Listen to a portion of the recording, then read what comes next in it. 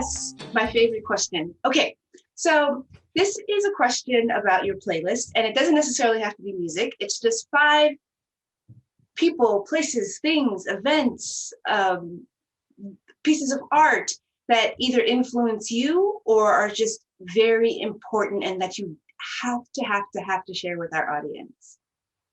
Oh my gosh, that's a hard question. It's easy, but it's also hard.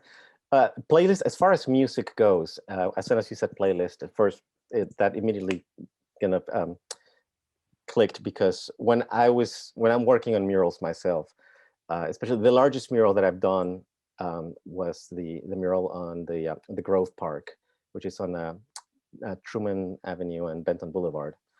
And I did that, I guess it was now 4 or 5 years ago.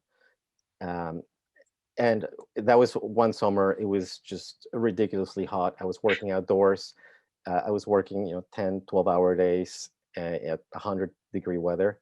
And James Brown basically made that mural happen. I dance painted through that whole thing thanks to James Brown.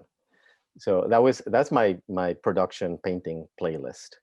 I love it. Now, as far as just other artistic experiences, my other big love besides street art and murals is comic books. That was the other thing that I grew up being in love with.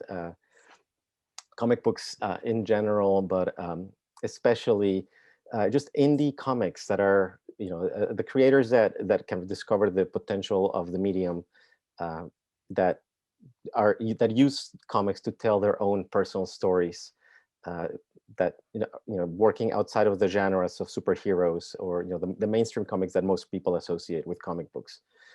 There's a lot of amazing work out there by just incredible authors, illustrators, writers. So the first one that comes to mind that I'm reading right now is called Not Away by Joshua Cotter.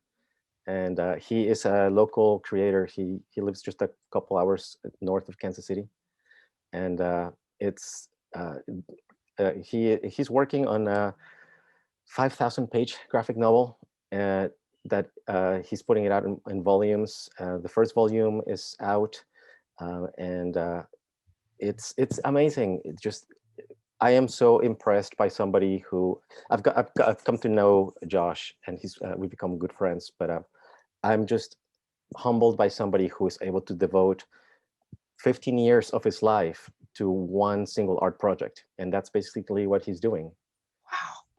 It is. I cannot wrap my head around having that level of focus. I have a very short attention span, so I can't fathom that. But the work is gorgeous, and it inspires me in terms of I hold this up as the best example of commitment as an artist, just committing to your craft and to a project and to a particular story that he's telling. So yeah, so that's Not Away by Joshua Cotter.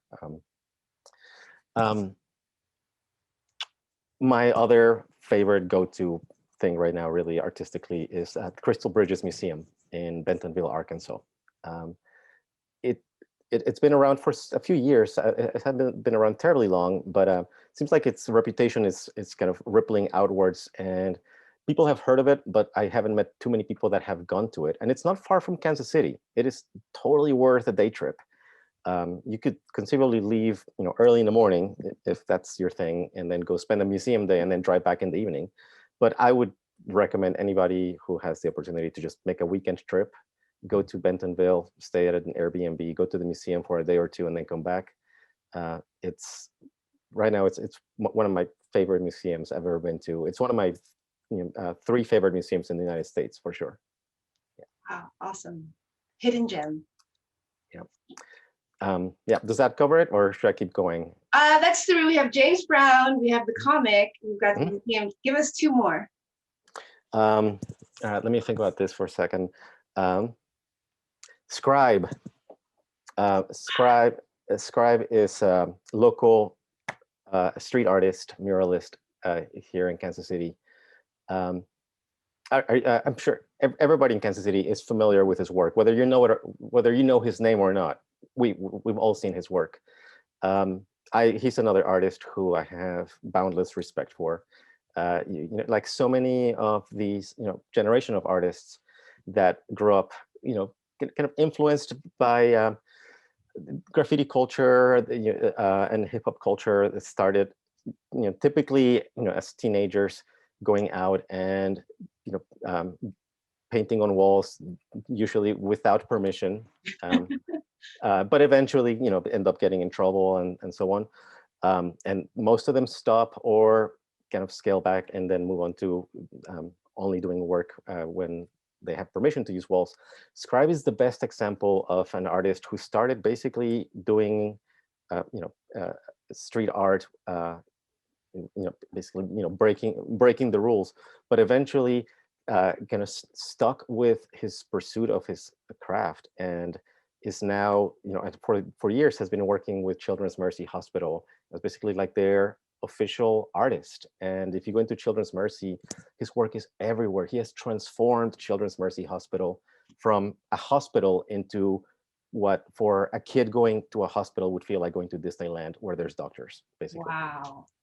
So he is, yeah, I have boundless respect for how he has kind of used his work to change the experience for hundreds or thousands of kids, that have to go through unpleasant medical procedures, just make their life a little bit more joyful. Yeah.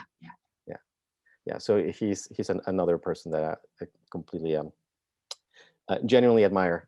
And I guess honestly, the last thing is I have a renewed sense of joy and optimism about Kansas City and Kansas City's appreciation of its artistic community.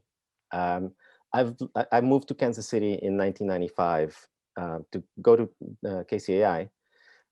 So over the last 25 years, that's kind of weird to think about it that way. But over the last 25 years, I have watched the city evolve in a way that has been sometimes frustrating, but delightful, especially over the last 10 years or so. When I first arrived to Kansas City, it was such a peculiar city. I was living in Midtown where KCAI is, but I remember in the late 90s, early 2000s, going downtown on Tuesday at 7 p.m.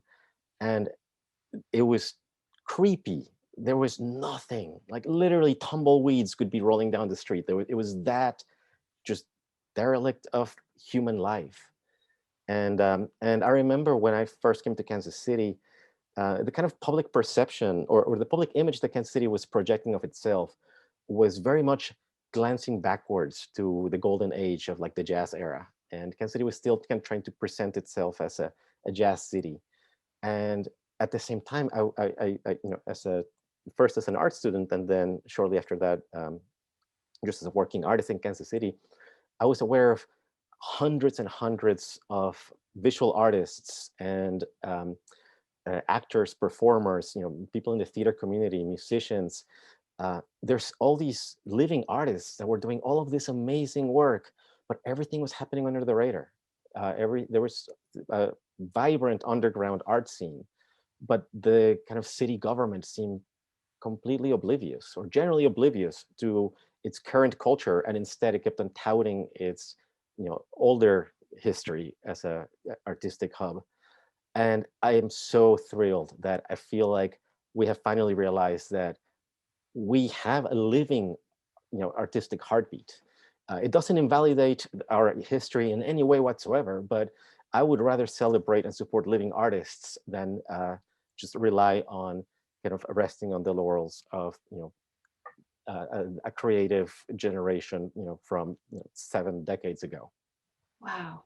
A living artistic heartbeat.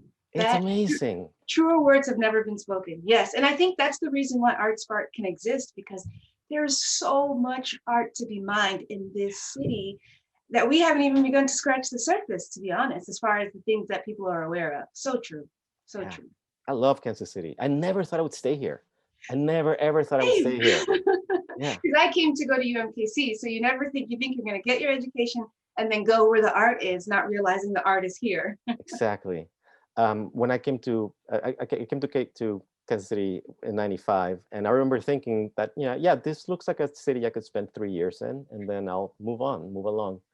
And my mom lived in New York City, and my older sister lived in San Francisco. So as soon as I graduated, both of them were telling me to move to the, either direction, East Coast, West Coast.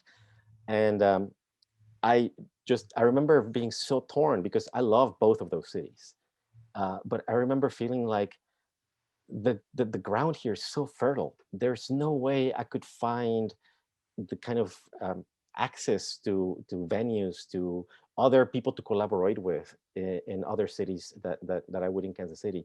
It felt like my timing was perfect to kind of hit Kansas City as it was basically reaching puberty, and it was kind of having a growth spurt, basically. Yes. Wow. Yeah. Such an amazing story.